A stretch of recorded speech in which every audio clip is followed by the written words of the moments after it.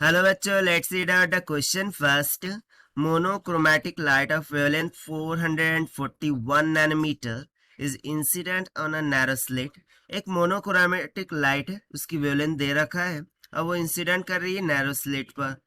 On a screen of 2 meter away, the distance between the second diffraction minima and the central maximum is 1.80 centimeter. Calculate the angle of diffraction theta of the second minimum. Find the width of the slit. So basically यहाँ पर दो term calculate करने को बोल रहा है. सबसे पहले तो एंगल ऑफ डिफ्रैक्शन और secondly second minima width of the slit क्या होंगी वो हमें कैलकुलेट करना है सेकंड मिनिमा के लिए. सो चलिए देख लेते हैं हम सोल्यूशन से. But before of its let's talk about the key concept which we are going to use here for this question. So देखिए in whole of the question कहीं ना कहीं मिनिमम की बात हो रही है, राइट. सो यहाँ पर जो मिनिमा के अकर होने की कंडीशन होती है वो क्या होती है? मिनिमा की occurring condition a sine of theta this should be equals to M lambda, जहां पर एम नंबर ऑफ डिफ्रैक्शंस को इंडिकेट करता है, लैम्डा वेवलेंथ हो गई, थीटा एंगल ऑफ डिफ्रैक्शन हो गया, ए स्लिट विड्थ हो गई. सो बेसिकली यहाँ पर हमें ए और थीटा इन दोनों को ही तो क्या करना है, फाइंड आउट करना है. तो चलिए देख लेते हैं हम इसको सोल्यूशन के द्वारा. ठीक है. सो सबसे पहले तो मैं यहाँ पर क्या करता हूँ, जो गिवन है उससे राइट डाउन कर देता हूँ कि लैम्डा मुझे दे रखा है 441 नैनोमीटर के इक्वल. उसके बाद स्क्रीन कितना दूर पे है तो उसको बेसिकली हम कैपिटल डी से डिनोट करते हैं and that we have given 2.00 metre के बराबर.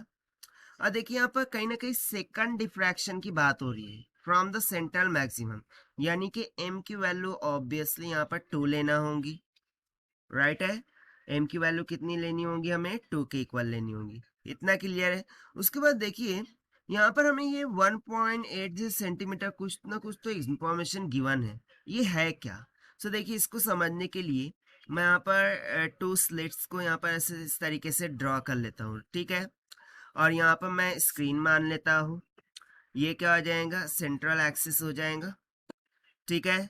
सो बेसिकली क्या होता है कि ये जो पॉइंट होता है इसको हम सेंट्रल मैक्सिमम बोलते हैं. एंड लेट्स सपोज कि जो सेकंड डिफ्रैक्शन है मिनिमम का वो यहाँ पर अकर हो रहा है. सो यहाँ से यदि मैं इस तरीके से लाइन खींच दूं तो ये जो एंगल बन रहा है ये एंगल ऑफ डिफ्रैक्शन को शो करता है. और ये जो हाइट है सेंट्रल मैक्सिमा से सेकंड डिफ्रैक्शन की, इसको हम बोलते हैं y. और उसी की वैल्यू हमें यहाँ पर दे रखी है कितनी, 1.80 सेंटीमीटर में. ठीक है. Now you got the point.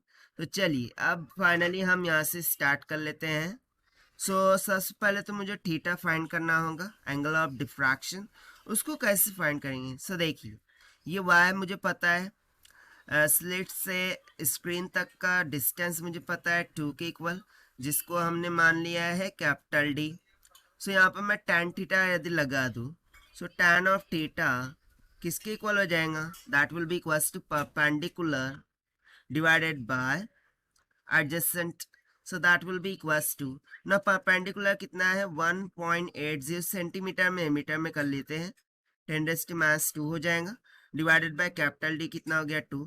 सो यहाँ से देखिए theta will be equals to, इसको हम tan थीटा लिख देते हैं. So theta will be equals to क्या हो जाएगा, tan का इनवर्स, और ये नीचे चला जाएगा, हो जाएगा 1.8 divided by 200.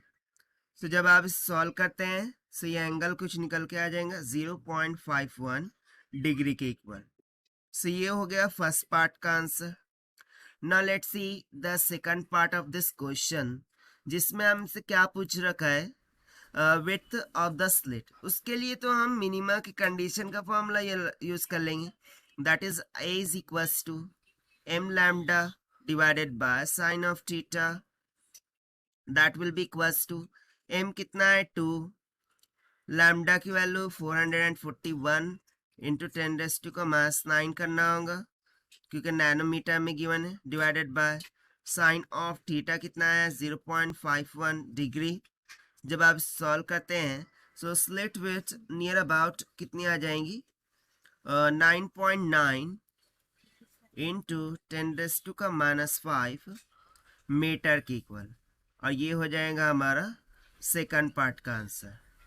Okay, so this is the required solution which we have solved by using the conceptual formula of minimum, or you can say the conceptual condition of minima say.